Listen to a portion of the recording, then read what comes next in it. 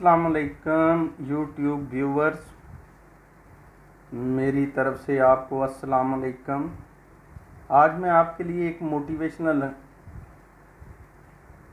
Lecture लेकर हाज़िर खिदमत हूँ, जो मैं आपको बयान करने जा रहा हूँ।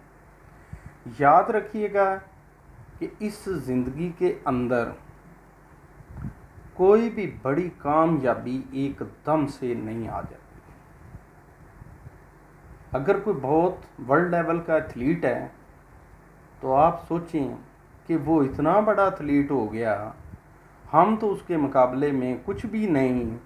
तो मेरा ख्याल है कि हम लोग गलती में हैं।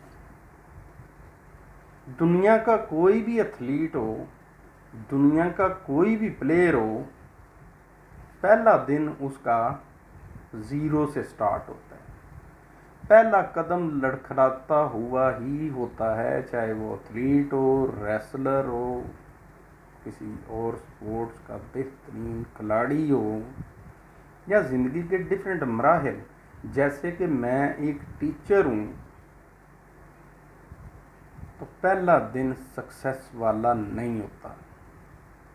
हम लोगों के अंदर एक थोड़ा सा प्रॉब्लम ये भी है कि हम लोग दूसरों की कामयाबी को देखते हुए और अपने आप के सलाहियतों को देखते हुए हम जब कंपेयर करते हैं तो वहीं पर एक स्टेप पीछे हो जाते हैं। यही तो हमारी नाकामी की वजह है।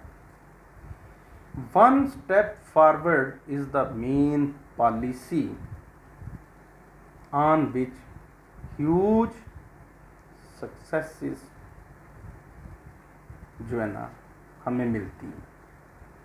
वन स्टेप फॉरवर्ड की पॉलिसी इस तरीके से भी मैं बयान कर सकता हूँ कि जिस दिन मेरा फर्स्ट इंटरव्यू हुआ था एजुकेशन, प्राइवेट एजुकेशन सेक्टर के अंदर, तो मेरे प्रिंसिपल साहब उस वक़्त जो थे, अल्लाह ताला उनको जन्नतुल फिरदौस में जगह अता फरमाए, मेरे इंटरव्यू के बाद कहते हैं कि आएँ आप मेरी क्लास को पढ़ाएँ, मैं देखता हूँ और फिर आपको जवाब दूँगा। मैंने कहा सर बात ये है कि अगर मैं पढ़ा के, क्योंकि मेरे पास एक्सपीरियंस नाम की कोई चीज़ नहीं, मैं बिल्कुल ज़ीरो से स्टार्ट करने जा रहा हूँ। मुझे सर आप क्लास में लेके जाएंगे और बच्चे मजाक उड़ाएंगे कि सर को तो कुछ आता नहीं, और वो मेरा पहला नाकामी का दिन होगा और मैं ज़िंदगी के अंदर नाकामी टाइप से इस तरीके से पीछे, नाकामी की वजह से पीछे नहीं हटना चाहता। कहते हैं तो फिर क्या किया जाए। मैंने कहा आज मुझे सिर्फ़ और सिर्फ क्लासेस मेरा टाइम टेबल देकर बता दी जाएं। आज का दिन मैं उनके साथ सिर्फ बात ही करूंगा कि बेटे आपका नाम क्या है, बेटे आप किधर से आते हैं। एक जस्ट इंटरव्यू होगा, उसके अलावा मैं बात नहीं करूंगा। लेकिन उसके बाद के किसी दिन की आपको मेरी तरफ से शिकायत आई तो आप मुझे कह दीजिएगा कि mister Rafi Ahmed you may leave the school. मैंने कहा ये आप कह दीजिएगा, मैं चला जाऊँ। वो पहला दिन था और पहले दिन से पहले की एक बात भी ये थी कि मुझे इंटरव्यू के दौरान में बोला गया कि आप अपनी एप्लीकेशन लिख लें बाहर से। मैंने कहा मैं 1 मिनट में आया। वो एप्लीकेशन इंग्लिश की कि जो क्लास 1 से शुरू हो के मेरी एंड एजुकेशन यूनिवर्सिटी तक की एक लेटर से ही तो बेसिकली हर इंग्लिश के पेपर में भी आए, टेस्ट में भी आया, और XYZ सब कुछ आता रहा। लेकिन पहली दफ़ा मुझे रियलाइज़ हुआ कि इतना XYZ लिखने के बावजूद I am unable to write an application to the school principal for job. नकाली जनाब जाके घर से पॉलीमर ग्रामर जो है, और वहाँ से जो है ना वो लेटर देखा, वो बड़ी मुश्किल से ही उसको तोड़ फोड़ के तो अपने लफ्ज़ों में बनाया था। वो वहाँ से स्टार्ट हुआ था मेरा टीचिंग वाला प्रोफेशन। उसके बाद पहला दिन के बाद दूसरा दिन, तीसरा दिन, बुक्स जो थीं, कुछ उसमें टेक्स्ट बुक्स थीं, कुछ उसमें हेल्पिंग बुक्स थीं, कुछ डिक्शनरीज थीं, इंटरनेट का तो दौर नहीं था। करते कराते दिन ब दिन इम्प्रूवमेंट हो गई। पहले दिन मेरा लेक्चर क्लास 3, 4, 5, 2 महीने 3 कैंसिल कर दी, आगे 6 दे दी, promoting day by day upward. जब मैं 9th और 10th को पढ़ाना शुरू किया उस वक़्त मुझे अल्हम्दुलिल्लाह इस चीज़ का कोई अफसोस नहीं था कि मैंने क्लास 3 से क्यों स्टार्ट किया। मुझे आज भी उस क्लास 3 को स्टार्ट करके उसको पढ़ाने के बाद जो क्लास 3 से ऑनवर्ड जो मेरे कॉन्सेप्ट्स थे, उन्होंने तो मुझे आज तक उसका बेनिफिट दिया।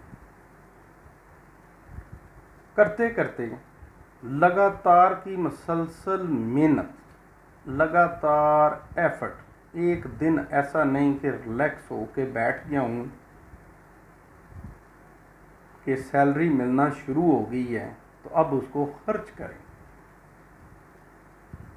खर्च करने का मेरे जहन में कभी नहीं आया। मुझे ये था कि मुझे किसी पोजीशन पे पहुंचना है और उस पोजीशन पे पहुंचने के लिए मुसलसल मेहनत और साथ में लक और में भी टाइमली डिसीजंस जो होते हैं ना, वो बड़ा अहम किरदार अदा करते हैं। लेकिन उसमें कुछ खामियाँ कमज़ोरियाँ थीं कि जिसमें मेहनत तो ठीक थी, टाइमली डिसीजंस वाला मसला जो है ना, ये हमेशा मेरे साथ प्रॉब्लम करता रहा है। लेकिन मेहनत और अल्लाह ताला की करम नवाजी कि डे बाय डे मुझे चीज़ें जो है ना, एक वक्त था कि मेरा ख्वाब था कि मैं क्लास के अंदर खड़ा हूँ और कोई भी टॉपिक जो है मुझे पढ़ाना पड़ जाए तो ऐसे फटाफट उस चीज़ के कॉन्सेप्ट बच्चों को डिलीवर कर सकूं। लेकिन मैं नहीं डिलीवर कर पाया। लेकिन स्ट्रगल बीच में आके दिमाग के अंदर से कुछ कॉम्प्लेन फूटती भी थी, और लेकिन यह कि वो थोड़ा सा मुंह से तलफ़्फ़ुज़ ठीक नहीं होता था। लेकिन करते करते अल्लाह का ये करम हुआ कि आदत बन गई थी कि आगे बढ़ने की। अल्लाह ताला ने एक इंतहाई मुनासिब सा स्टेटस, जिसको कि मैं डिज़र्व करता था, अल्लाह मियाँ ने मुझे वो स्टेटस जो है ना वो दिया। और अल्हम्दुलिल्लाह जिस स्टेटस के ऊपर मैं इस वक्त हूँ, मुझे कोई पछतावा नहीं कि मैं शायद बिल गेट की तरह होता तो शायद कुछ मैं एक्स्ट्रा ऑर्डिनरी होता। मुझे नहीं पछतावा बिल्कुल। लेकिन मुझे पछतावा ना होना का मतलब ये हरगिज़ नहीं कि मैं उस मकाम तक पहुंचना नहीं चाहता। स्ट्रगल मसलसल चलती रहेगी ज़िंदगी में जब तक सांस में सांस है, और मैं इंशाअल्लाह ठीक है किसी मुकाम पे पहुंचने के लिए बिल्कुल हर वक्त लम्हा लम्हा तैयार हूँ। आप लोगों से मेरी सिर्फ इतनी इल्तिजा है कि ज़िंदगी के पहले स्टेप में जिसमें कदम लड़खड़ाते हैं, उधर ही रुक जाने का नाम ही नाकामी है। आपने लड़खड़ाते कदमों के साथ चलना है, और जब लड़खड़ाते कदमों से आप अगले स्टेप्स भरेंगे तो हर पिछले स्टेप की निस्बत नेक्स्ट वाला बेहतर हो जाएगा।